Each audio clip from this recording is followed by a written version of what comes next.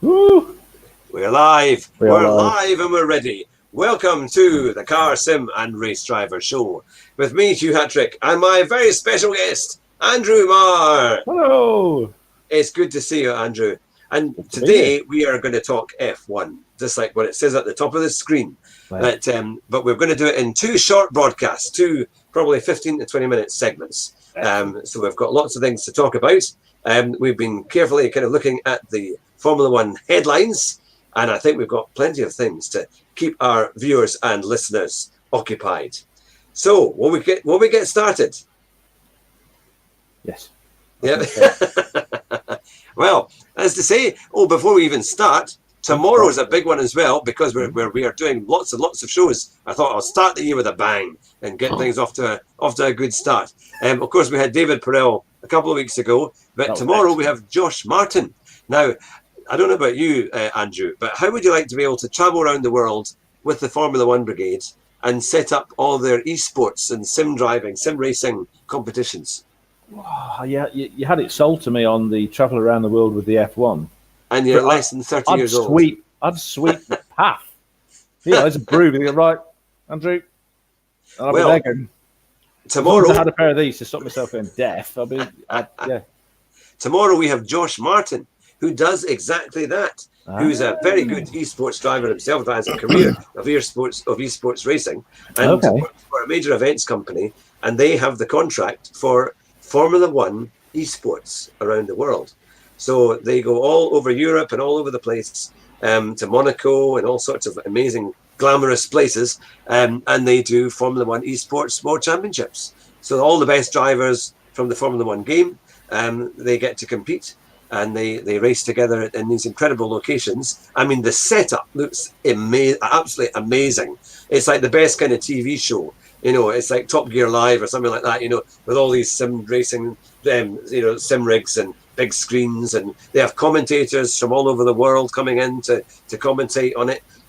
So it's incredible. And they're doing more to make esports link in with Formula One. So like the Formula One esports drivers will maybe compete at the same time as a Formula One race. If you're actually attending the race, you can watch them live, and they're doing much more to try and integrate it so that people will be almost running the same race. You effectively get a free race session in the weekend, because they've got these are high spec. Oh yeah, racing sims. Yeah, they're probably $4 or $5 a piece. Yeah. It does look amazing. The sound, the whole thing. They all wear headphones. They even have driving gloves, not like my old Mansell driving gloves. And and they have all of that. And so Josh Martin will be in our studio, our virtual studio, tomorrow morning from 10 o'clock. I will put up a reminder on that later on. So that will be live tomorrow from 10 o'clock, which I'm really looking forward to. I can't wait to do that as well. 10 a.m. 10 o'clock in the morning, yeah. So you'll have to Skype off work if you're going to be watching it on the side. But I might make it. You never know. But yeah, so that should be a lot of fun. So we've got a few more in the pipeline as well, for a very special guest tomorrow, of course, as well as your good self here tonight. Yeah. But who could be more special than me? I mean, exactly. Look at his face. Well, that's the thing. So let's look at one of the main headlines, which I think is a definite headline grabber, which was what Alonso supposedly said about Lewis Hamilton's weaknesses. Now, you have done some analytical work about this, haven't you? Well, I read it. I typed in F1 news earlier, thinking, let's see what's happening. And it came up with, every single F1 news outlet is talking about how Alonso is apparently saying that Lewis Hamilton has a ton of weaknesses and he wants to come back and exploit them and beat him. And then you actually read it, and he didn't say that at all. What he said is that he has spotted avenues that the current drivers have not pressured Hamilton in, and there are potential weaknesses there, and he would like the opportunity to see if they are weaknesses and to push Hamilton, in the way that we all want, and frankly, I think Lewis wants as well. Yeah. And he's planning. He's always said that the door's open for him to come back to Formula One. He's not done with Formula One, but he won't come back to being a team going around at the back, making interesting comments over the radio to McLaren, saying that if they were pedaling, they'd be going faster. Two engines. If I was, you could just see. I'm surprised because Alonso's that kind of guy that he hasn't put a bicycle sticker on the side, saying pedal power only. But he says he's only going to come back if he's in a car that can win. That's kind of what Mansell did, wasn't it? I mean, Mansell said he would only come back if he had a proper chance at getting the title, and he got him for Williams, didn't they? And it worked. Frankly, of the older drivers, Alonso is the only one I think that can challenge Lewis, and we saw it that first season. Aye. Love or loathe Lewis Hamilton, that first season I was so excited that the action that went on in the pits, behind the scenes, on the racetrack between those two drivers was immense. I mean, parking, getting in each other's way, fighting on the track, and they were a point apart at the end. Yeah, because Hamilton beat him by 1 point. That must have been so sore in your first year. As good as Raikkonen is, and as much as I love Kimi, the chipmunk, as I used to call him back in those days. Okay. There's no way he deserved that world championship, because the only reason he won it is because Lewis and Alonso, Fernando, kept taking each other off or out or fighting for the points. Yeah. Well, of course, Lewis went off in China with the bad tyres, didn't he? And was it 3 or 4 races from the end? He would have been world champion if he'd finished in China, he would have won in that. So he had to come third or above. Yeah. I mean, I was gutted. I was rooting for Lewis. I remember Jackie Stewart. I think I've said this to you privately. Jackie Stewart was doing a lot more interviews in those days, and he was saying that as Jackie always does, because he's a real tactician as well as a super fast driver and a brilliant. Yeah. He has a real feel for the car and understands why he goes fast, which is one of the reasons why I love the guy so much. He's such an amazing racing driver. He was saying that if Lewis can get over this need to win every single race and be a little bit more intelligent about his racing, he'll be a world champion like that. And Jackie was as gutted as I was that Lewis didn't.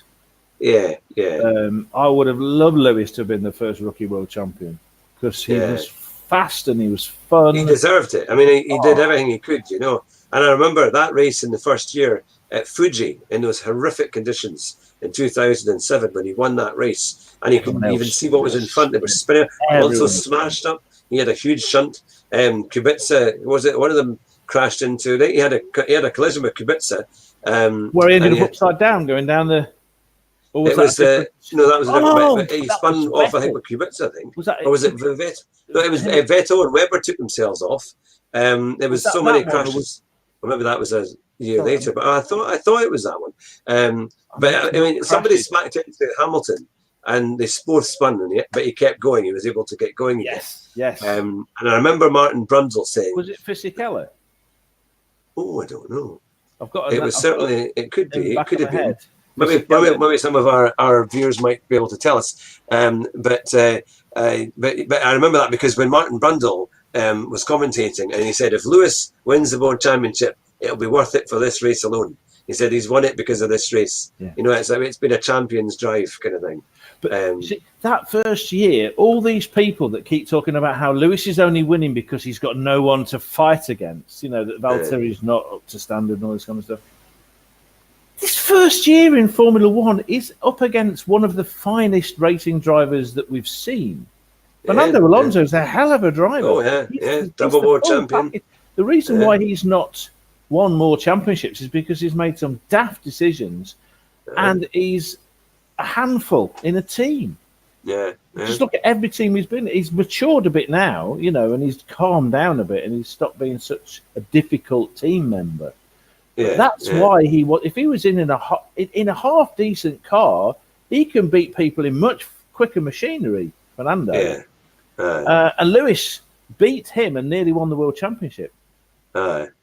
against Fernando Alonso and Kimi Räikkönen, and you know, I'm sorry, but Lewis is as good as they say he is. He is good. I think he has got weaknesses. I think that his weaknesses he showed in those first few 2 seasons, that propensity to desperately want to go 110% on every single corner and every single straight instead of nursing the car home, which is what JYS always used to do. You know, you get it. You want to win by the smallest amount so that you're keeping the car together and all that kind of stuff. But the thing that's impressed me about Lewis for so long now is that he has learnt and he has changed. And all these things that he used to do that were a little bit silly, he doesn't do anymore, which is why he's so consistent. And why he keeps, even when things aren't going well, he's still right up there in the points. Yeah. And he never gives up. He still fight. He still wants to win. He loves the battles But while he's doing that, he's still looking after his tyres better than anybody else, apart from Perez, who's just an alien. You know. I'm sure if we were monetized, we might be demonetized with that comment. But it was the one. But no, it's interesting, isn't it? Because he reminds me a little bit of the kind of Mansell era, where there was this incredible. He would always do well at the British Grand Prix, and I mean, Lewis has done fantastically well there. Done some great victories, and I mean it makes it amazing because if you go to the Grand Prix and Lewis is there, you've got a good chance he might win it, and the atmosphere is just absolutely electric. I mean, I remember when he won, was it 2008, his first win at Silverstone in the wet, and that was an incredible race. Everyone else was spinning off, and even he spun, but he made it to the end. But he got there, and it was incredible. It was those are the kind of races that you kind of think they'll go down in history again. Like when Mansell overtook Piquet at Silverstone, and did that incredible dummy move. You kind of feel there's still a lot to go, and it's not quite Hamilton mania, but like it used to be Mansell mania, when Murray Walker going through the roof, trying to keep up, and it says, and there's people because I remember when I think Mansell won, was it 91 or 92? Well, I know he won those both years, and when he stopped. Everyone was trying to get in the car. They were trying to take bits off the car and everything, and he was told to keep going. Because if his car wasn't 100% when it got into the pits, it would be disqualified. So he was telling people to stay away because otherwise, and he ran somebody over. He ran a fan over, and he joked saying they didn't seem to mind afterwards, even though they were over by 9. Imagine if it had Facebook in those days, there'd be this photograph of him with a cast. I went over my Nigel, Yeah, that's it. I broke my leg. Thank you very much. I'll never get it set. Yeah, I'll never wash the face again after a kiss, but I'll never get my. Yeah, that. There was that famous one, of course, at Silverstone as well, when Senna sat on the side pod. Yeah, I'll never forget that. That was an incredible shot today. I mean, those. I mean, I'm all for safety. I don't want to see anybody killed. Yeah. Did you see Alesi did that? I didn't realise. I forgot that Alesi did that. I think it was to Schumacher when he won in Canada and his car broke down, or he ran out of petrol in the last lap. Didn't they? I think Schumacher picked him up. They got a big fine as well, didn't they? Did he? Oh, I can't remember. It was a great. I loved Jean Alesi. I thought his driving, and when he won in Canada that time, I was just so over the moon when he finally did it. But it's funny. I was just going to say that my introduction to when I first started watching in '95, Ferrari was Alesi and Berger. Yeah. And they're both such charismatic. The characters, the characters. Yeah, it was Ferrari. Yeah. I mean, they were nuts. But I mean, Berger. I love Gerhard Berger. I don't know what is it with Austrians. Niki Lauda and Gerhard Berger both have got this way of telling you things that's entertaining and straight. If they're gonna swear about something, and you're waiting for it. You're waiting for it because it's going to be good. I really hope that Formula One can regain some of that lack of polish that it used to have. Yes, and the character of it, because it can seem a bit boring in terms of the there's not a lot of.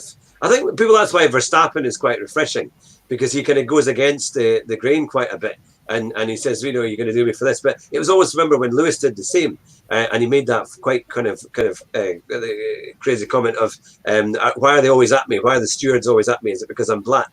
And he said that on one of the interviews, and everybody was quite kind of, they were constantly at him for different ways of different things.